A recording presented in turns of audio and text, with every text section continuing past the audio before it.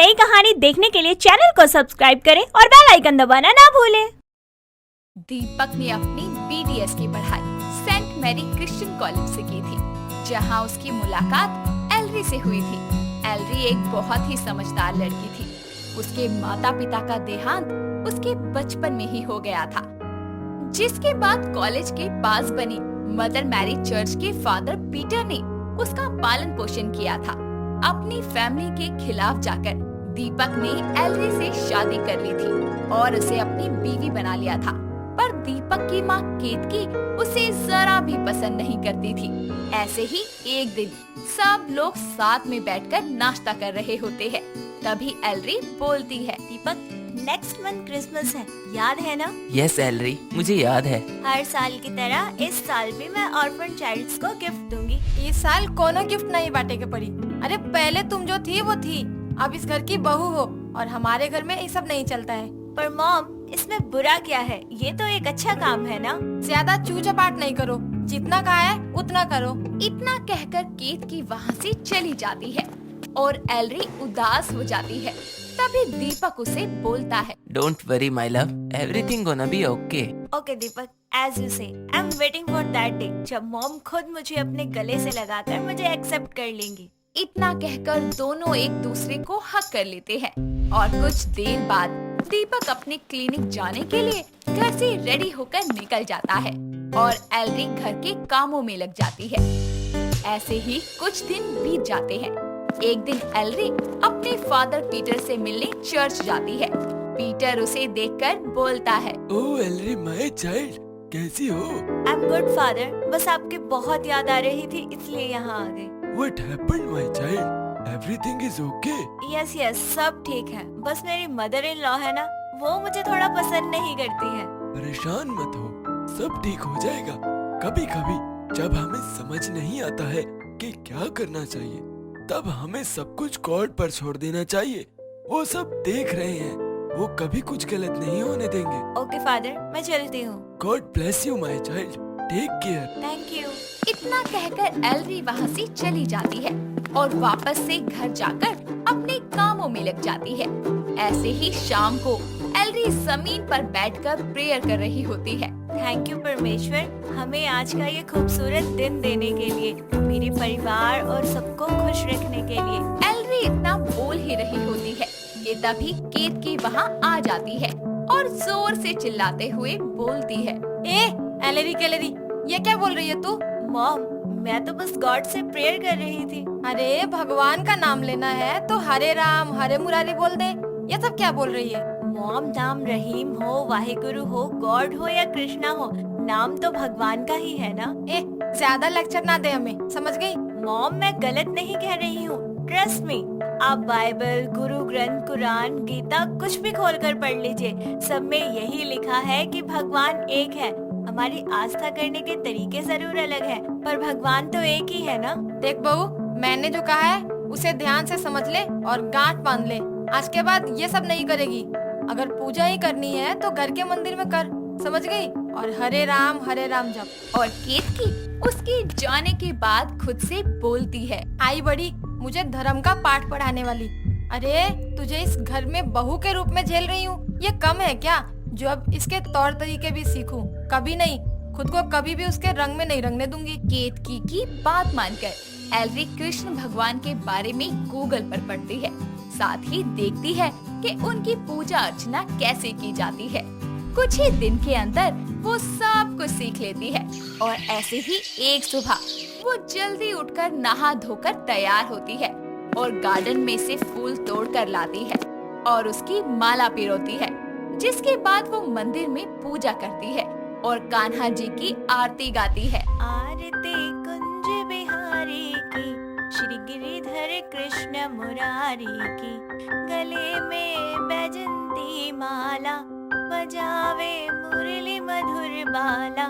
जैसे ही उसकी मधुर आवाज सबके कानों में पड़ती है, सब उठकर मंदिर में आते हैं। एलरी को आरती गाता देख केतकी का मुंह खुला का खुला रह जाता है। पूजा पूरी होने के बाद एलरी सबको प्रसाद देती है और पूजा की थाल मंदिर में रखती है और फिर केतकी का आशीर्वाद लेती है। तभी केतकी बोलती है। सदा सुहागिन रहो। आरती की तुम अच्छी बात है, पर यह मत समझना कि यह सब करके तुम हमारे दिल में जगह बना लोगी। तुम बस हमारे लल्ला की पसंद हो, हमारी पसंद कभी नहीं बन सकत हो। इतना कहकर वो वहाँ से चली जाती है। तभी दीपक बोलता है।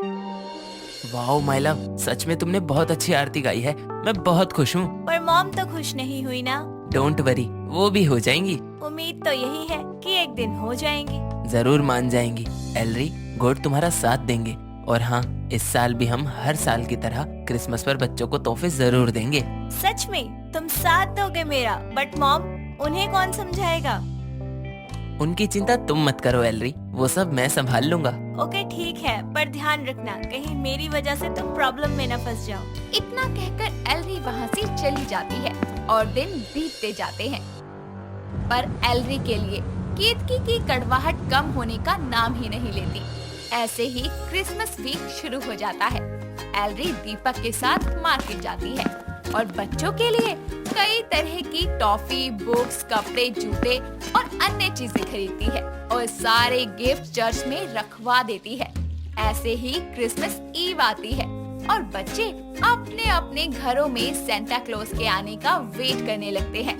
तो वहीं रात को जब केतकी अपने कमरे में आराम से सो रही होती है, तो एलरी सेंटा क्लॉज का ड्रेस पहनकर और नकली दाढ़ी मूछ लगाकर रेडी होती है और दीपक के साथ चर्च जाती है और वहाँ से सारे गिफ्ट्स को अपने झोले में डालती है और गिफ्ट बांटने के लिए निकल जाती है। जिसके बाद वो बेल बजाते हुए बोलती है, jingle bell jingle all the way, Santa is coming along riding on the sleigh। इतना कहकर वो बच्चों को गिफ्ट देती है और उनको क्रिसमस विश करती है।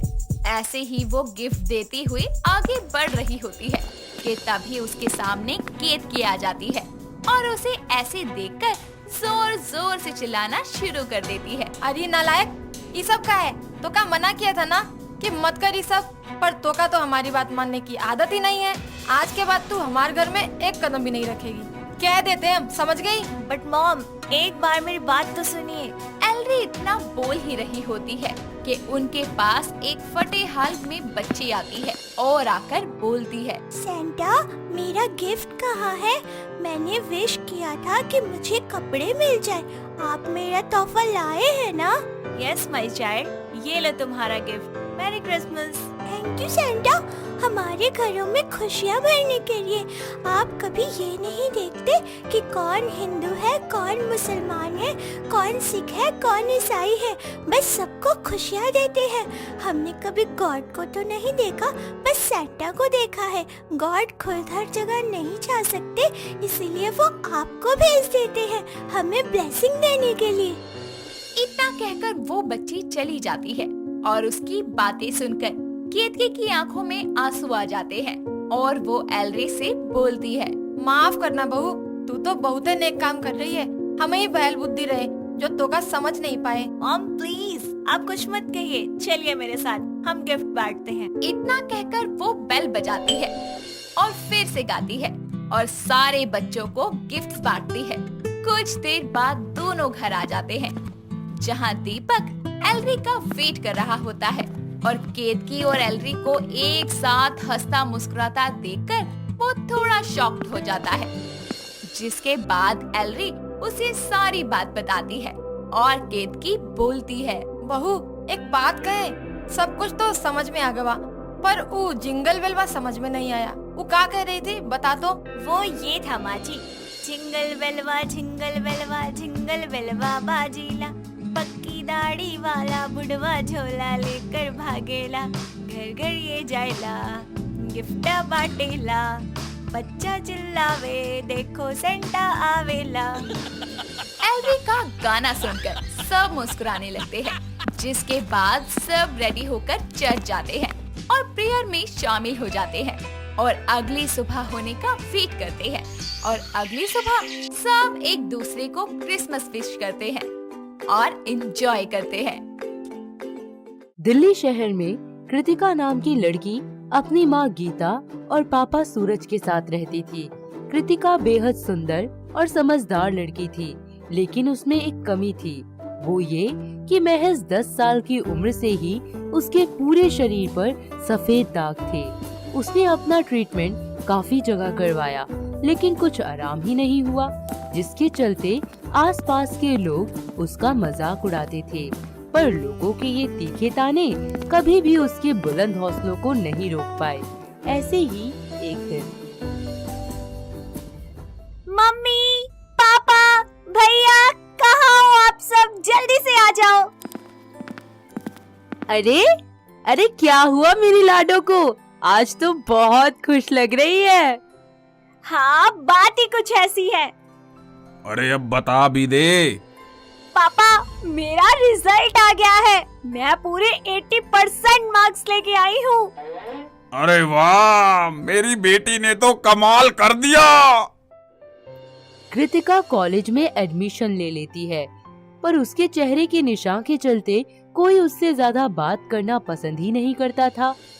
बड़ी मुश्किल से उसके कुछ दोस्त बनते हैं, जिनके साथ वो वक्त गुजारती और पढ़ाई करती। उसकी माँ गीता की तबीयत खराब होना शुरू हो जाती है, जिसके चलते पढ़ाई के साथ कृतिका को अपना घर भी संभालना पड़ता था। वक्त बीतता जाता है। एक दिन अपने परिवार के साथ फैमिली फंक्शन में वो जाती है। नमस्ते बुआ जी, कैसे हो आप? मैं तो बढ़िया माँ, तू दस किਵੇਂ आ? जी मैं अच्छी हूँ। अच्छा एक गल दस, तेरे चेहरे ते जेड़े दाग ने, इसकी दवाई ले रही है या नहीं? जी ले तो रही हूँ। अच्छा, ता कुछ आराम नहीं होया फिर?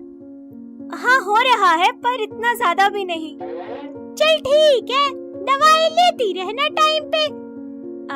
जी बुआ जी ठीक है। अपनी बुआ से बात करके कृतिका वहाँ से चली जाती है। तभी उसकी बुआ कमला पास खड़ी अपनी सहेली विमला से कहती है, देखो ते सूरज दी कुड़ी दे मुंह ते किवें दाग ने। अरे हाँ दीदी, सही बोल रहे हो। अभी तो ठीक है, पता नहीं आगे आगे क्या होगा। लोगों के तीखे ताने सुन सुनकर और अपना इस तरह तिरस्कार सहकर वो धीरे धीरे डिप्रेशन में रहने लगती है। वो ना कुछ खाती, ना किसी से ज्यादा बात करती और अपनी पढ़ाई पर भी ध्यान नहीं दे पाती थी। ये सब देखकर उसके पिता सूरज को अपनी बेटी की चिंता होने लगती है। एक दिन जब कृतिका उदास हो घर के पार्क में लगे झूले पर बैठी होती है, तो उसके पापा वहाँ जाते हैं और बोलते हैं, बेटा क्या हुआ?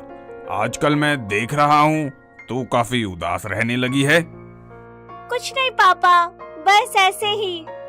अरे बता दे, किसी ने कुछ कहा है क्या? नहीं पापा, मैं बस यही सोच रही थी कि अगर ये दाग कभी ठीक नहीं हुए तो मेरा क्या होगा। बस इतनी सी बात। बेटा तू इसके बारे में इतना मत सोच, ये तो किसी के साथ भी हो सकता है। तू अपना हौसला कम ना होने दे, वही सबसे बड़ी चीज है। कामयाब बन, फिर देख जो लोग तुझे ये सब बोलते हैं ना, वही तेरे पीछे पीछे भागेंगे। तो फिर बस एक अच्छी सी स्माइल कर और अपने करियर पे ध्यान दे। और हाँ, यही होती है असली ब्यूटी। बाहरी सुंदरता में कुछ नहीं रखा बेटा। वक्त बीतता जाता है। कॉलेज खत्म हो जाने के बाद वो एक कंपनी में जॉब करती है। जॉब के साथ साथ वो ट्रेवल करना भी शुरू कर देती है और अलग अलग जगह जाकर वहाँ के लोकेशंस के वीडियो बनाकर उनको सोशल मीडिया पर अपलोड कर देती है। और कुछ ही वक्त बाद वो एक फेमस सोशल मीडिया इन्फ्लुएंसर भी बन जाती है। ऐसे ही एक बार जब वो हिमाचल टूर पर जाती है, तो वहाँ उसकी मुलाकात विनय नाम के लड़के से होती है। दोनों में अच्छी दोस्ती हो जाती है और फिर प्यार। दोनों शादी करने का फैसला लेते हैं। और एक दिन विनय अपनी माँ निशा के साथ कृतिका के घर आता है। बहन जी लीजिए ना। जी जी जरूर, लेकिन आप बस जल्दी से हमारी होने वाली बहू को बुला लीजिए। अब इंतजार नहीं होता इन आँखों से। हाँ जी, अभी बुलाती हूँ। बेटा कृतिका, जल्दी आओ। नमस्ते आंटी जी। नमस्ते बेटा। आय हाय, ये कैसी शकल है इसकी चितकबड़ी सी। क्या हुआ माँ, कहाँ खो गई? कुछ बोलो ना। कुछ नहीं बेटा। थोड़े समय बाद विनय और कृतिका की शादी हो जाती है। शादी के कुछ समय तक तो सब कुछ ठीक चलता है। कृतिका घर की सारी जिम्मेदारियां एक अच्छी बहू की तरह संभालती है, पर उसकी सास निशा जब भी उसका दाग भरा चेहरा देखती, उसका पारा हाई हो जाता है और वो उसे कोसना शुरू कर देती है। ऐसे ही एक दिन, अरे ओ बहू, कहाँ मर गई? आज खाना मिलेगा या बस यूं ही चिल्लाती रहूं? जी मम्मी जी, ये लीजिए खाना। पता नहीं कैसी बहू मिली है, ना तो शकल अच्छी है और ना ही समय पर काम करती है। अरे मारना चाहती है क्या मुझे? कितना तेज नमक भरा है खाने में। पर मैंने तो चेक किया था, बिल्कुल ठीक था नमक सब्जी में, सच्ची। अरे तो क्या मैं झूठ बोल रही हूँ? रुके, आप गुस्सा मत होइए, मैं दूसरी सब्जी बना देती हूँ। विनय छुपकर ये सारी बातें सुन लेता है। कुछ वक्त बीत जाता है। कृतिका ना तो अपनी सास को कोई जवाब देती, ना ही ये सारी बातें अपने पति विनय को बताती। इस सबसे परेशान होकर एक दिन विनय अपनी पुरानी दोस्त मिस्का से मिलता है और उसके साथ मिलकर एक प्लान बनाता है। वो कृतिका को छोड़कर दूसरी शादी करने को कहता है। वो कृतिका को जलील करके घर से निकाल देता है और मिश्का को अपनी पत्नी बनाकर घर ले आता है। कुछ वक्त बीत जाता है। ऐसे ही एक दिन, अरे बहू, तू तो एकदम चांद का टुकड़ा है। और रियली माँ जी, थैंक यू सो मच। खैर छोड़ उसकी बात, तू ना मुझे अच्छा सा खाना बना के खिला दे, फिर देखूं चेहरे के साथ साथ तेरे हाथों का जादू। खाना? मुझे खाना वाना बनाना नहीं आता। ये सारी बातें मैंने विनय को शादी से पहले ही बता दी थी कि मुझसे ये घर का काम वाम नहीं होता। सो प्लीज आप दोबारा से मुझे कुछ मत करिएगा। चल कोई नहीं, तू आराम कर, मैं ही कर लेती हूँ। मिश्का अपनी सास से दिन रात खूब काम करवाती है। अपने साथ ये सब होता देखकर निशा को अपनी बहू कृतिका की याद सताने लगती है और उसे अपने किए पर पछतावा होने लगता है। ऐसे ही एक दिन निशा अपने बेटे से कृतिका बहू को वापस लाने को कहती है। मुझसे बहुत बड़ी गलती हो गई। ऐसा क्या हो गया माँ? मैंने कृतिका बहू के साथ बहुत गलत किया। उसके दागों की वजह से मैंने उसे इतने ताने दिए, पर फिर भी उसने कभी पलटकर जवाब नहीं दिया, सिर्फ मेरा सम्मान ही किया है। बेटा, तू उसे वापस घर ले आ। इस सब से निशा को ये समझ आ जाता है कि किसी का चेहरा कुछ मायने नहीं रखता, उस इंसान का चरित्र अच्छा होना चाहिए। साथ ही विनय भी कृतिका को सारा सच बता देता है कि किस तरह उन्होंने अपनी माँ को उनकी गलती का एहसास दिलाने के लिए मिस्का के साथ मिलकर ये सारा नाटक रचा। और कुछ वक्त बाद कृतिका प्रेग्नेंट हो जाती है और एक बेटी को जन्म देती है, जिसे कृतिका के जैसा कोई दाग नहीं होता। तो दोस्तों, कैसी लगी आपको हमारी दागों वाली बहू? क्या आपके आसपास भी है कोई ऐसी बहू जो इस तरह निडर होकर अपनी सारी मुश्किलों का डटकर सामना करती है? अगर हाँ, तो हमें कमेंट करके बताइए ना। दोस्तों, अगर आपको ये कहानी पसंद आई तो इसे लाइक करें, शेयर करें और कमेंट करके बताएं कि कहानी में आपको सबसे अच्छा क्या लगा।